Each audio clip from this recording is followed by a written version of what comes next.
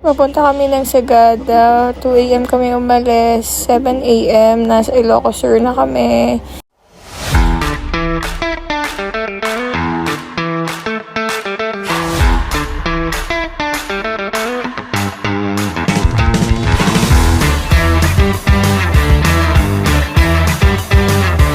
And 11 a.m. nasa Sagada na kami. Ayan, first day namin. Nag-ikot-ikot lang kami. Una pinunta namin Pitik Wines and Yogurt House. Then, nagpunta din kami ng Sagada Brew. Tapos may nakita ko dito, alak. Kapangalan ko. Second day namin, umakyat kami ng Marlboro Hills. Ayan. Nahihingal ng mga person, ng mga first-timer hikers. 6 a.m. Naakyat na namin ang summit. 4:30 a.m. kami ata nag-start nito.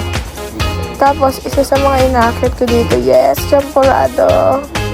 Napaka-solid nito mga beds. Tapos, ayan, nakakalungkot, wala lang clearing. Pero, ang ganda pa rin talaga niya. Siyempre, bebe time. As always, yes. Bebe time, ang mga bebs. Sarap si Sweeta. Grabe, sobrang hingal namin pababa na ito, papunta ng Blue Soil. Pero alam ko, sobrang solid ng pupuntahan namin. At ito na nga, narating na namin yung Blue Soil at 8 a.m. in the morning. Parang nasa 4 hours din yung walk namin. Tapos bababa na kami nito, going to caving naman kami.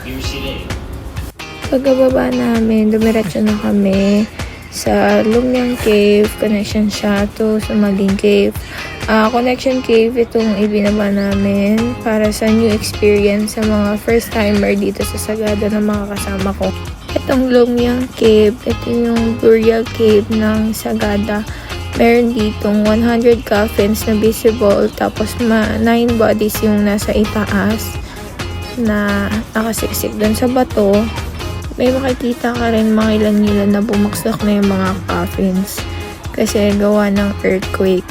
Ang pababa dito ay hindi nga din kadali. Sobrang daming challenges, sobrang daming lula, sobrang daming inig ng tuhod mo. Lalong-lalo na kung first time ka lang bababa dito. Sobrang nakakalula, sobrang nakakatakot kasi ang dilim. Pero sa tulong ng aming mga tour guides, safe naman kaming lahat. Na kahit natapakan namin sila, tungtungan namin sila, iaangat nila kami. Hindi pong kahit na mas mabigat kami sa kanila, tinitiis nila para lang maging safe lahat ng turista nila. May mga maliliit kaming butas na pinapasukan, may butas na katabi nun, bangin. Kaya sobrang tutok na tutok din yung mga tour guides talaga namin. Kasi may mga bata kaming kasama. And lahat karamihan first timer. Ang tawag pala sa activity na ginagawa namin is spelunking. Ayan, ine-explore namin yung cave. At ang binababa namin ay nasa more than 500 feet ang lalim. Nabasa ko sa Google, ito yung pinakamalalim na cave sa buong Pilipinas. Sobrang ganda naman talaga kapag ito'y napuntahan nyo. Kung titingnan nyo, mahirap. Pero lahat naman ng pinaghihirapan, may magandang patutunguhan eh. Isa to sa biggest achievement ng buhay mo. Kasi kailan mo pa to gagawin? Kung kailan di mo na kayang iakbang yung paa mo? Kung kailan kuba ka na? Kung kailan may tungkod ka na? Piliin natin maging masaya palagi. Gawin ang mga bagay na hindi natin makakalimutan sa buhay natin, nakasama ang pamilya natin. Kasi mo pa rin pag ganitong mga memories yung nagagawa mo. Hindi siya nababayaran ng pera. Yung mga luho at bagay na gusto mo ngayon, kaya mo yan bilhin pag matanda ka na. Yung pera na naubos mo dito sa pag-outing mo, kaya mo pang kitain basta't masipag ka. Kaya't piliin mo lagi maging masaya kasama yung mga taong mahal mo. Marami bang problemang dumating. Problema lang yan. Lahat tayo merong ganun. Basta't gawin mo lang maging the best palagi. Yun lang ang masasabi ko.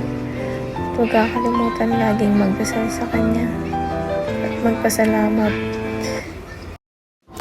Maraming times na akong nakapasok dito pero hindi ako nananawa. At ipinapakita ko sa lahat ng taong mahal ko. Ang ganda ng lahat na pupuntahan ko. At pinapa-experience ko sa kanila. Yung kaba, pero joke. Hindi, yung ganda ng lahat ng napupuntahan ko. At yung saya ng puso ko. Yung saya ng puso ko na pinararanas ko rin sa kanila na maging masaya yung puso nila sa lahat ng pinupuntahan namin na magkakasama kami. At gusto ko rin na ma-explore yung mga isip nila. Kasi syempre, hindi naman to yung typical na ginagawa namin before. Kasi syempre, pare-pares naman kaming wala. At hindi namin kayang ratingin ito. Kaya ngayon na kaya na, sige, sama-sama tayo lahat. Magtiis kung ano ang meron. At kung ano ang kaya. Yan naman ang pamilya. At ito, niyabangan pa ako ni Kuya. Kasya daw siya dyan kasi kasya ako eh. Tapos ang ending, hindi. Ayan, taiyak na sana siya kasi kala niya hindi siya makalabas.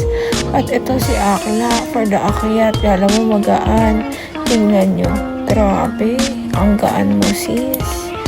Oh, talaga nga naman. Palaban ka, ate ko. Tapos ito, ang magjowa for the slide. Tuwan-tuwa ang mga bata. Akala nyo may tae dyan ng paniki, mga be. Tapos ito, sa ilalim ng cave, may tubig na sobrang lamig. Kala mo nasa rep yung tubig. Nakakamanhid ng paa. Pagod na nga yung paa namin sa nginig. Tapos ito si Hana, bida-bida for the swimming siya. Ay, ang galing lumangoy ni Akla. Tapos ito na nga ang sumaging stalactite at stalagmite. Grabe. Ang ganda. Mga rock formation nila sobra breathtaking. Yun lang mga bebs. Bye!